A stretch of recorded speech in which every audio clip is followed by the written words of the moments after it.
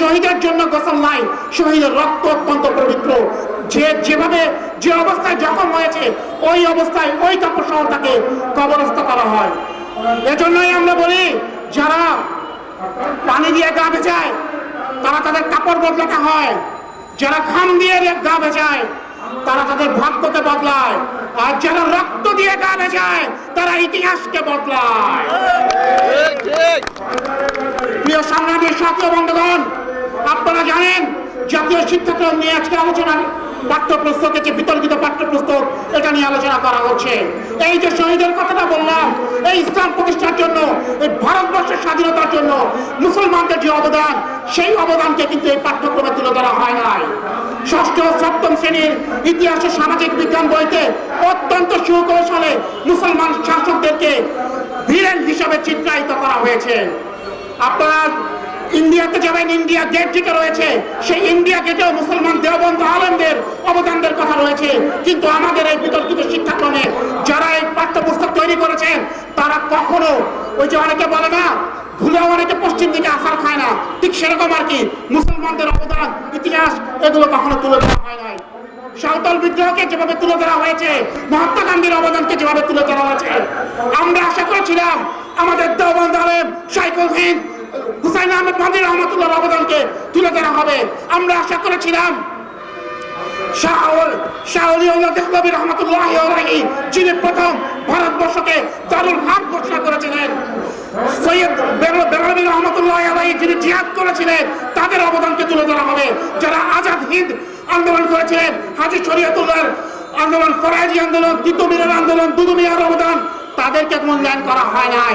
অত্যন্ত সুকৌশলে তারা মুসলমানদেরকে, মুসলমান শাসকদেরকে, সুলতানি আমলকে খুব নিকৃষ্টভাবে চিত্রায়িত করেছে, অবান্তর উদ্দীপক দিয়ে, অবান্তর গল্প দিয়ে। এরা বাধ্য, আমরা একটা প্রশ্নপত্র দেখেছিলাম কে নেপাল আর গোপালের গল্প, সেখানে বলেছে নেপাল আর গোপাল একটা জমি মুসলমান কারো কাছে বিক্রি করেছে, সেই মুসলমান এখানে কোরবানি দিয়েছে, যার কারণে তারা মনে কষ্ট পেয়ে ভারতবর্ষে চলে গিয়েছে। এটা কি কোনো শিক্ষাক্রম প্রশ্ন হতে পারে, পাঠ্যপুস্তকের হতে পারে? ইচ্ছাকৃতভাবে হিন্দু এবং মুসলমানদেরকে মুখোমুখি দাঁড় করানো হয়েছে। আমাদের প্রজন্ম আজকে জানে না এই যে কনস্টান্টিনোপল বিজয়ের কথা রাসূল সাল্লাল্লাহু আলাইহি ওয়াসাল্লাম যেখানে ভবিষ্যৎবাণী করে দিয়েছিলেন, প্রায় 800 বছর কনস্টান্টিনোপল মুসলমানদের বেদখল ছিল। যে মাত্র 23 বছর বয়সী অটোমান সম্রাট এই কনস্টান্টিনোপল বিজয় করেছিল, সেই কনস্টান্টিনোপল সম্রাটের কথা আজকে আমাদের, সেই অটোমান সাম্রাজ্যের কথা, সম্রাটের কথা আমাদের সন্তানরা জানে না। তারা জানে না কায়বসতির ওসমান বেগ কিভাবে উসমানিয়া খেলাফত প্রতিষ্ঠা করেছিল, সেই ইতিহাস তারা জানে না। তারা তারিক বিন জিয়াদের ইতিহাস জানে না, তারা সালাউদ্দিন বা সালাউদ্দিন আইবির ইতিহাস জানে না। এই সমস্ত ইতিহাসকে তাদেরকে বিকৃত, তাদের মন থেকে তুলে দেওয়া হচ্ছে ইসলামের সংস্কৃতিকে। ইসলাম এবং বাঙালি জাতীয়তাবাদকে পরস্পর মুখোমুখি দাঁড় করানো হয়েছে।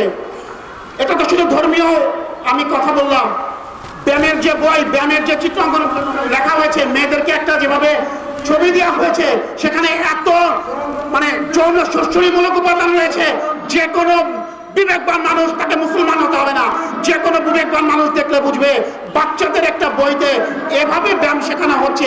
কে বুদ্ধি দিয়েছে তাদেরকে?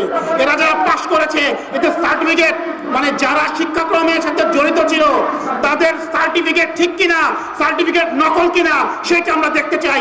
কারণ পড়াশোনা করা শিক্ষিত ব্যক্তি এই ধরনের পাঠ্যপুস্তক রচনা করতে পারে না।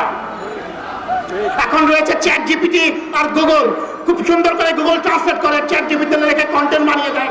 বাংলা অনুবাদ করা এত সোজা না ভাই, এটার জন্য অভিজ্ঞতা লাগে, এটার জন্য পড়াশোনা লাগে, এটার জন্য পারিপার্শ্বিকতা বুঝতে হয়। আপনি মন চাইলেন আর ট্রান্সলেট করে দিলেন, তখন কি হবে? শুধু বিতর্কই তৈরি হবে। ধারাবাহিকভাবে তারা এমন একটা প্রজন্ম তৈরি করছে, যেই প্রজন্মের ছেলেরা তারা কি করবে? তারা শিক্ষিত ঠিকই হবে, কিন্তু বাবা মার কবরে যখন যাবে মুখ চাওয়াচাই করবে, কবরের পাশে দাঁড়িয়ে কি পড়তে হয় সেটা তারা জানবে না।